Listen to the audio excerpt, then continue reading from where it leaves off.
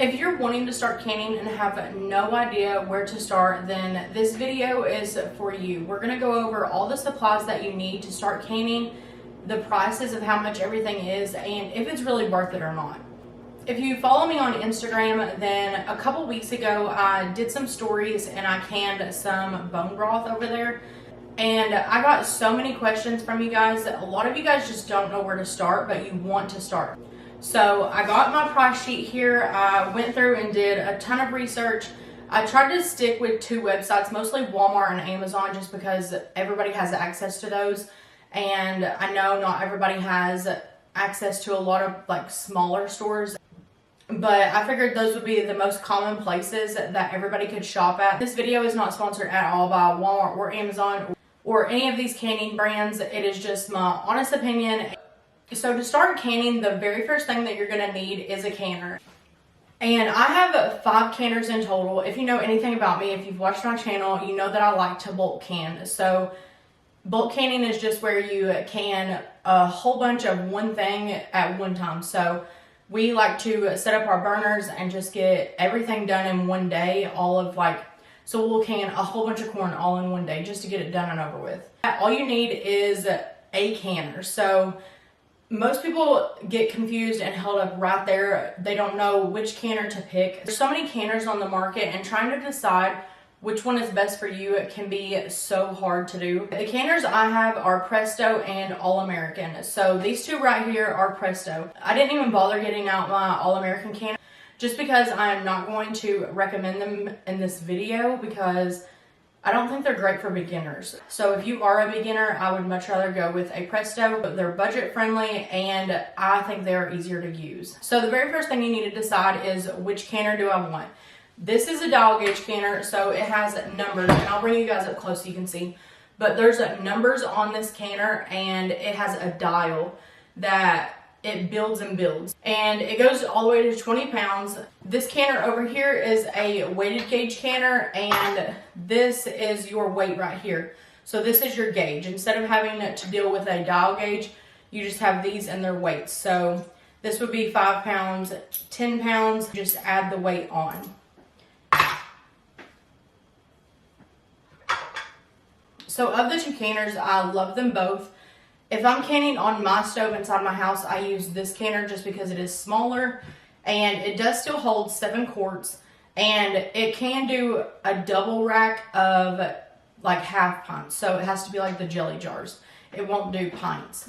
This will do a double rack of pints, but other than the gauges, the setup is completely the same, and this one is just a little bit shorter, but I use this one on my stove just because it's smaller and it's lighter in weight, and I don't think it'll break down my burner on my stove because we have a vintage stove, as you can see behind me, and it has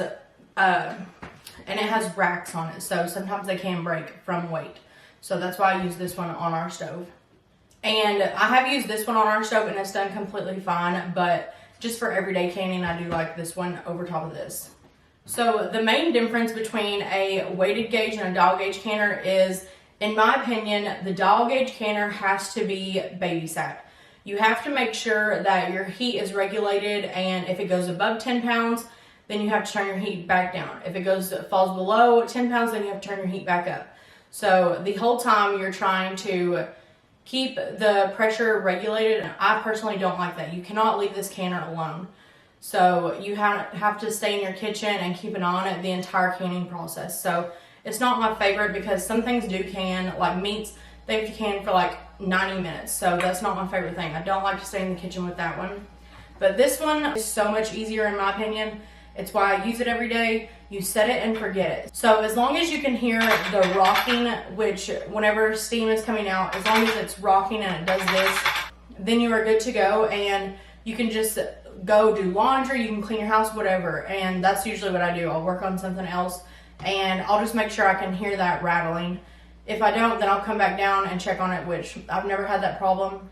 So if you are a beginner canner, then either of these canners are great in my opinion, but I do recommend the weighted gauge over the dial gauge. So the dial gauge canner, and these prices I got from Walmart.com.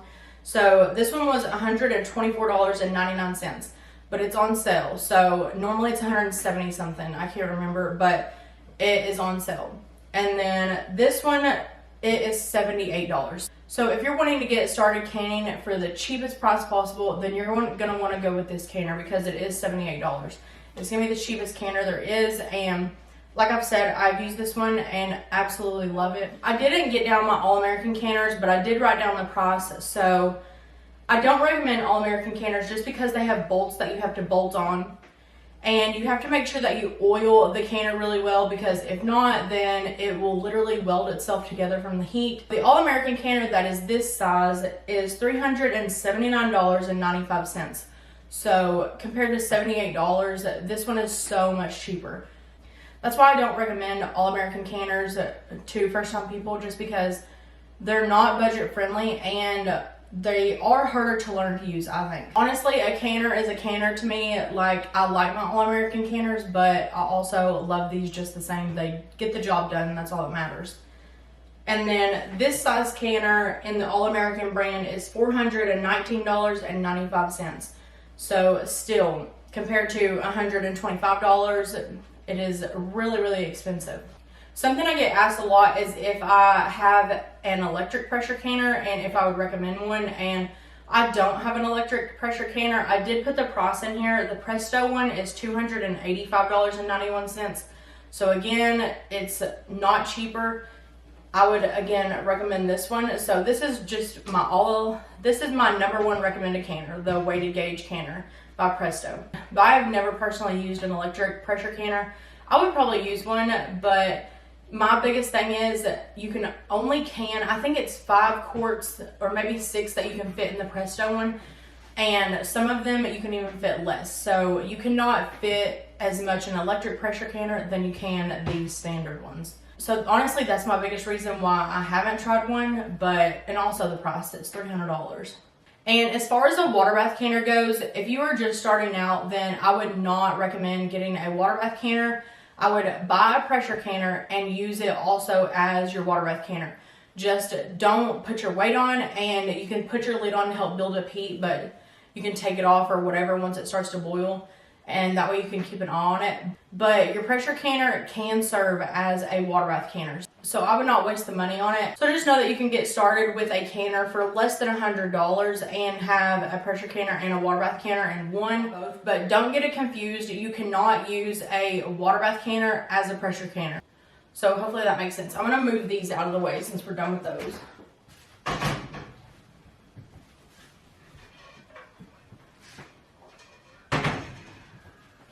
So my next thing on my list is jars, and I only got out 2 quart jars here, but there is a difference. So there's regular mouth and then wide mouth, and your jars are going to be your other big ticket item, so to say. So this is where the majority of your money is going to go, is to jars.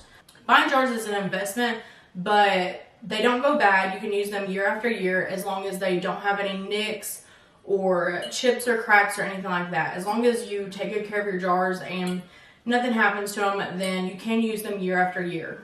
So I have jars all the way from a gallon all the way down to a quarter pint, and I do use them all, but you're not supposed to pressure can in gallon or half gallon just because the internal temperature of the jars, and it's just USDA recommended not to. So we'll just talk about the quarts and all the other sizes today.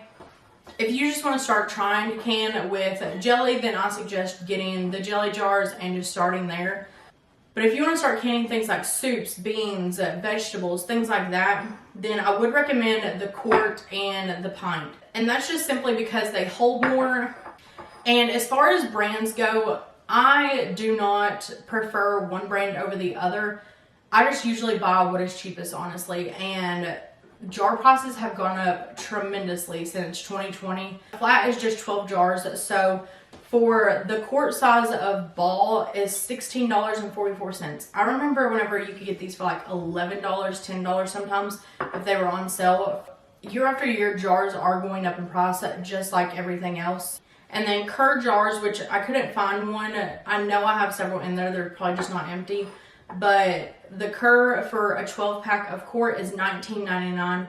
And then Golden Harvest is $13.44. All of these that you can find at Walmart. The Golden Harvest, normally I buy these at our dollar store actually.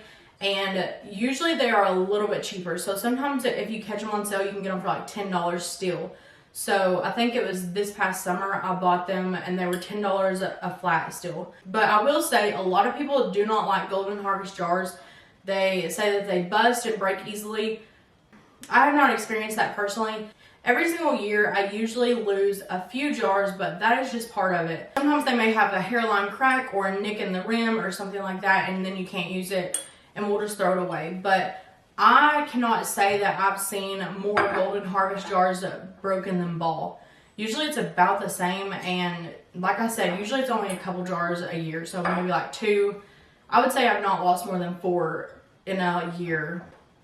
And since jars are so pricey, especially now, you can buy them at yard sales, check Facebook Marketplace, the thrift store, anywhere that you can find them. Usually I'll buy a bunch at yard sales or just anywhere that I can, honestly. I truly don't care. I'm not above using secondhand stuff, and especially if I can get it cheaper. But the next thing we will go on to is lids. I have some lids that I bought back in 2020 that still have the price on them, actually. So you're gonna see the inflation that has happened. And if you are just starting out, I don't want these prices and me talking about how much the price has gone up to discourage you from starting to can, because just like the price of food in the grocery store, it has gone up. It's just how things are now. So if you are just now starting at canning and you buy brand new flats of jars, then you do not need to buy lids right now.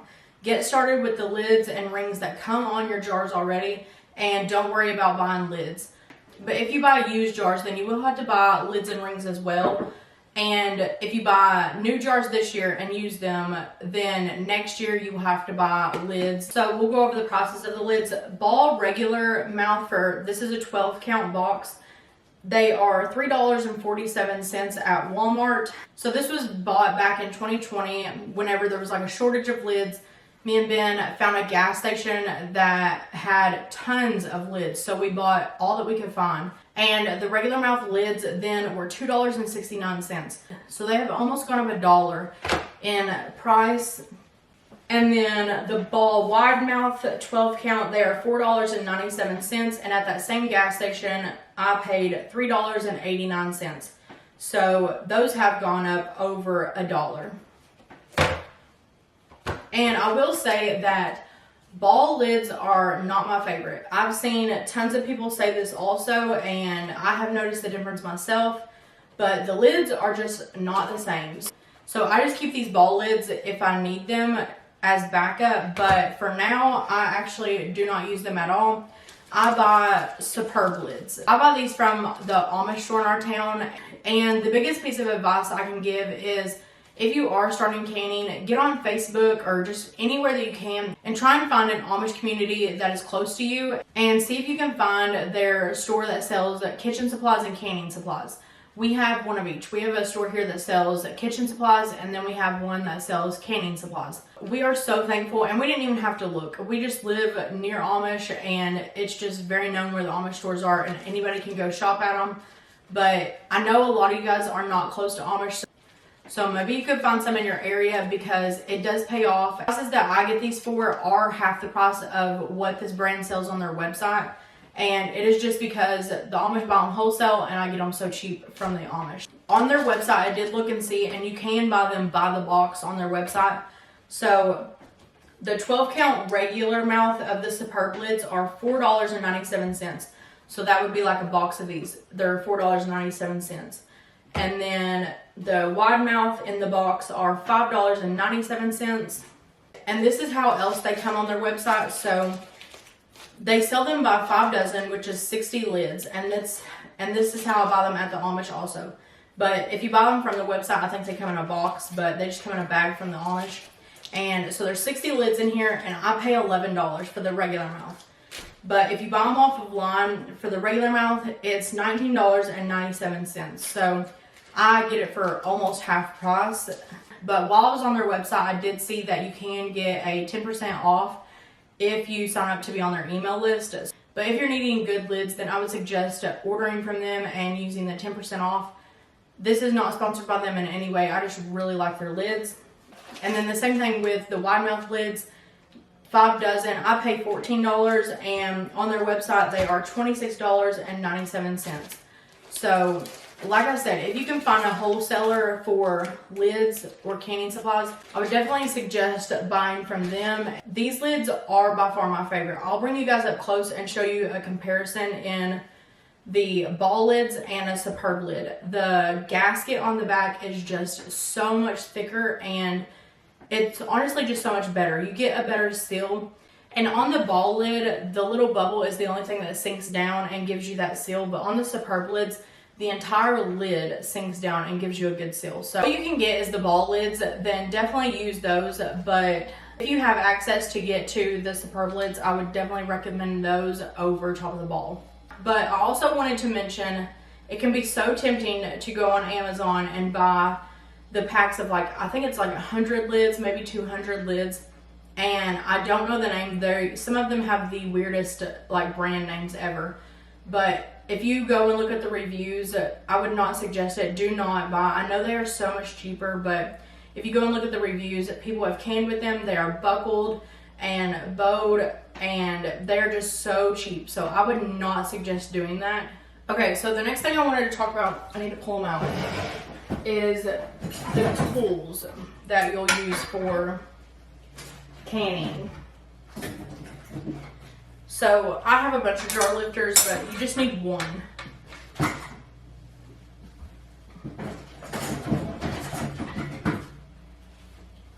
So mine is mix match just because I've bought multiple sets over the years, and you don't have to have a matching set or anything fancy. What you do need is a jar lifter, and this just helps you move the hot jars from the canner. These are tongs. These are just handy to have. And then you can hold your jar with this and fill it, or some people open their lids with it, whatever you want to do with this. The next thing is a magnetic lid wand. So this just sticks to your lids and helps you put the lids on without getting any kind of germs or bacteria on your lid. So I do recommend this. And then the next thing is a debubbler. You don't have to buy one of these, but you can always just use a butter knife, but you do need to debubble your jars. So those are like the basic canning tools that you do need to use.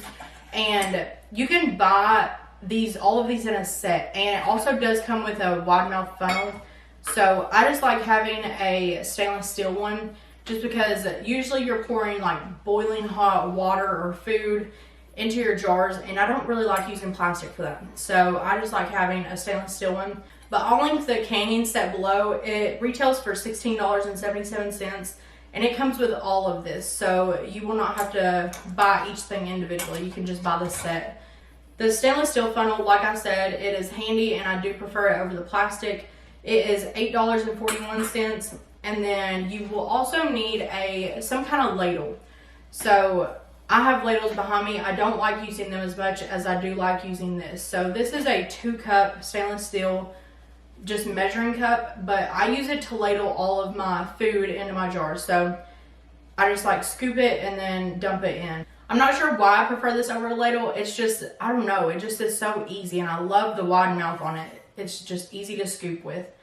So this is $16.98. I did not pay that for this. I bought this at an Amish store, and I'm pretty sure I paid like $8 or $9 for it. So again, like about half the price.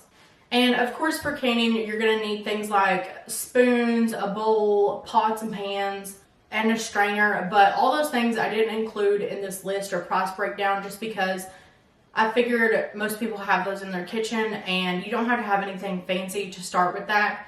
Just use what you already have. You don't need to go buy the big fancy bowls and cookers and spoons and stuff like that. Just use what you already have and just start cheap. That is my biggest thing, because you're not even sure that you're going to like canning. So I would start cheap before going and investing a bunch of money in it.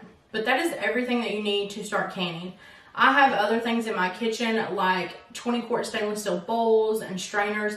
Those are super handy if you enjoy canning and you bulk can like I do. So those are all things you can invest in later. And other things that I wrote down are a food mill and a mandolin. Those are probably my most used canning tools besides these basic ones. So a food meal retails for about $40, and then a mandolin is about $20. And I'll have those linked down below. But like I said, just stick with the basics, stick with a knife and just a regular strainer and stuff for now. And then as you go, you can expand your canning tool collection and just things like that. And the last thing that we're going to talk about is a canning book. If you have the money, then I would suggest getting a canning book. It is $13.97. But if you do not want to invest in a canning book, or if you just don't have the money, then get online, because the one I recommended, and I'll have linked down below, is the ball canning book. But if you get on their website, they have the recipes also online. And then I also have a bunch of recipes on my website. There's so many recipes on YouTube, online. So if you don't have the money to buy a cookbook, don't worry about it. Just get online.